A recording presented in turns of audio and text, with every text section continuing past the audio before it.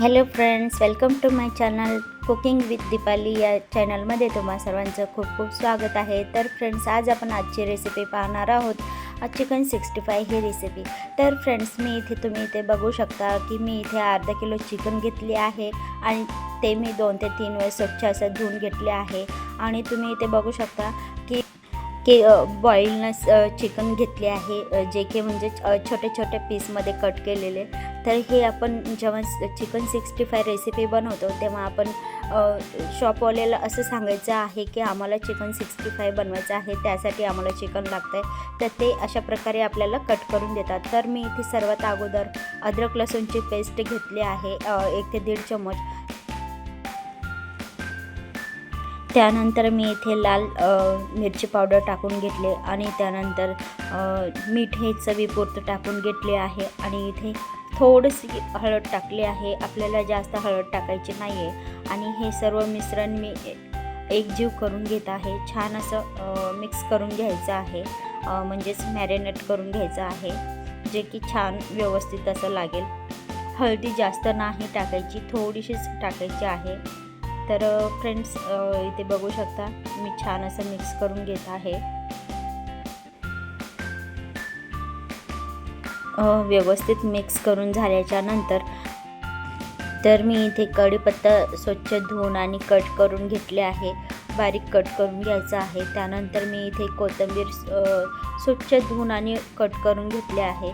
तर अशा प्रकारे कढीपत्ता आणि कोथिंबीर टाकून घेतल्याच्या नंतर परत एकदा आपल्याला हे छान असं मिक्स करून घ्यायचं आहे.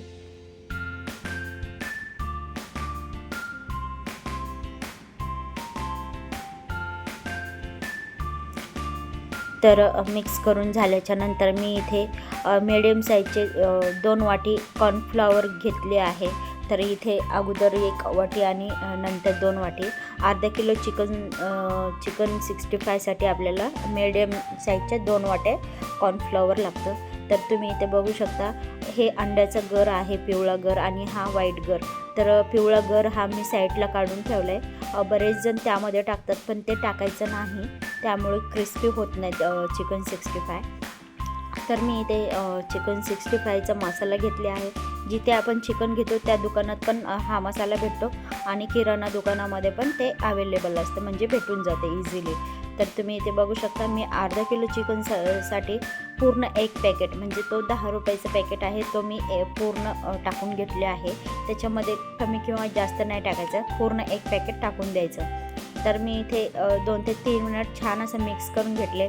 आणि फ्रेंड्स, मिक्स करता वेळेस ते चांगलं नाही दिसत म्हणून मी थोडासा व्हिडिओ स्किप केला होता. तर तुम्ही इथे बघू शकता 2 ते 3 मिनटानंतर छान असं मिक्स करून घेतले आणि कुठलंही अजिबात पाणी न टाकता, आणि आपल्याला त्यामध्ये अजिबात पाणी नाही टाकायचं. तर असं जे आपलं अंड्याचा गर असतो त्या गराच्या पाण्यामध्ये आपल्याला हे सगळं मिक्स करून घ्यायचं आहे. तर आता इथे आपल्याला आता 10 ते 15 मिनिट हे मॅरिनेट करून झाकून ठेवायचं आहे, जेणेकरून पूर्ण मसाल्याचा फ्लेवर त्यामध्ये उतरवेल. तर इथे 10 ते 15 मिनटाच्या नंतर तुम्ही इथे बघू शकता 15 मिनिट इथे झाले. त्यानंतर मी आता कढई ठेवून घेतली आहे. कढई थोडी गरम झाल्याच्या नंतर मी इथे तेल टाकून घेतले आणि तेल हे पाव किलोपेक्षा थोडंसं जास्त आहे. तर इथे आपण जे छोटे छोटे पीसेस आहेत ते आपण एक एक करून सोडायचे आहेत. तर तेल न उडता आपण हळूच टाकून घ्यायचं आहे, ह्याची काळजी घ्यायची आहे, तेल नाही उडले पाहिजे. तर मी एक एक करून इथे सर्व पीस टाकून घेत आहे.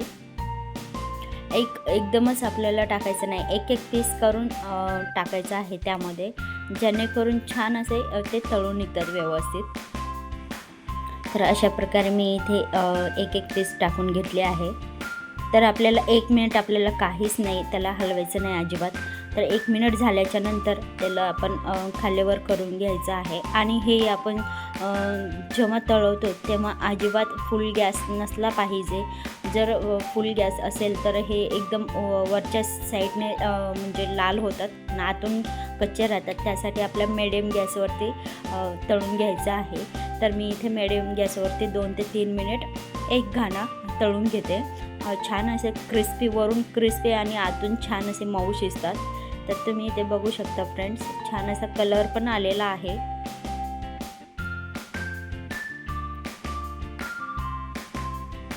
तर 2 ते 3 मिनिटांनंतर तुम्ही इथे बघू शकता मस्त असे छान असे.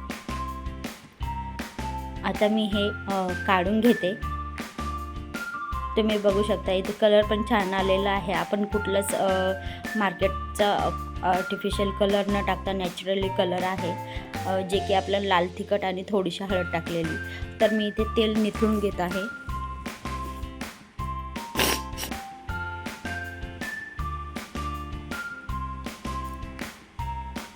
तर अशा प्रकारे मी एक पूर्ण सगळं काढून घेत आहे एका प्लेटमध्ये. तेल निथळू द्यायचं आहे, जेणेकरून जास्त ऑइली नाही होणार.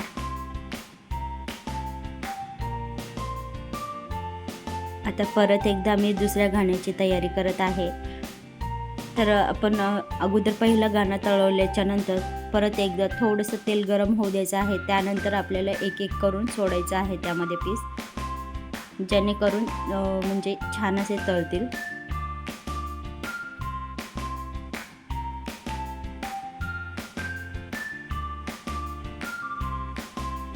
तर अशा प्रकारे माझा दुसरा पण घाणं झालेला आहे तळून. अशा प्रकारे मी 2-3 घाणे तळून घेतले आहे.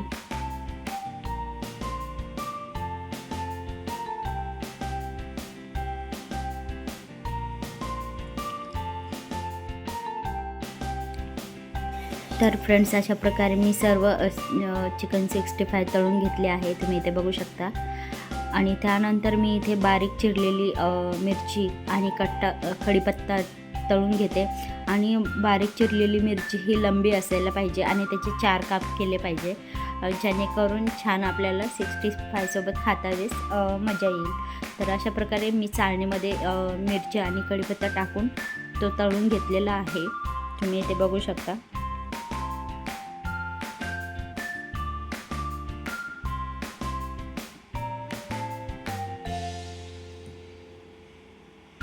आणि हे तळवलेला कढीपत्ता आणि मिरची आपल्याला 65 वरती टाकून द्यायचं आहे.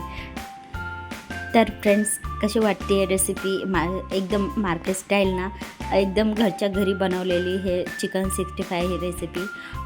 कारण फ्रेंड्स, तुम्हाला माहिती आहे मार्केटमध्ये म्हणजे आपण जेव्हा 65 खातो तेव्हा किती काही दिवसाचे ते तेल वगैरे असतं, ते त्यामध्ये तळवले जातं आणि ते आपल्यासाठी चांगलं नसतं. तर त्यासाठी तुम्ही माझी एकदम साध्या आणि सोप्या स्टाईलने तुम्ही ही रेसिपी बघून तुम्हीसुद्धा घरी ट्राय करू शकता. तर फ्रेंड्स, कशी वाटली तुम्हाला ही माझी आजची रेसिपी? आवडली असेल तर नक्कीच लाईक करा आणि येणारी रेसिपीज बघण्यासाठी माझ्या चॅनलला सबस्क्राईब करा. तर फ्रेंड्स, तुम्हाला जर तुमच्या आवडीची तुम्हाला जर रेसिपी बघायची असेल तर तुम्ही मला कमेंटमध्ये सांगा. ती माझ्या स्टाईलने मी तुम्हाला बनवून दाखवण्याचा फुल प्रयत्न करेल.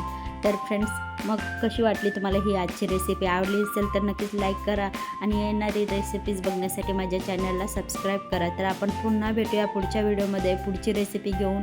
तोपर्यंत धन्यवाद. Thank you. Bye bye. Take care friends.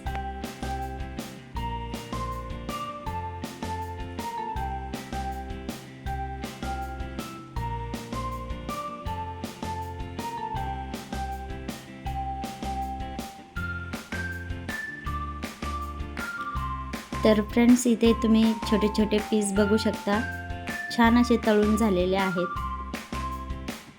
आणि मी आता हे तुम्हाला तोडून दाखवते किती इझिली म्हणजे हे झालं, तुटलं आहे.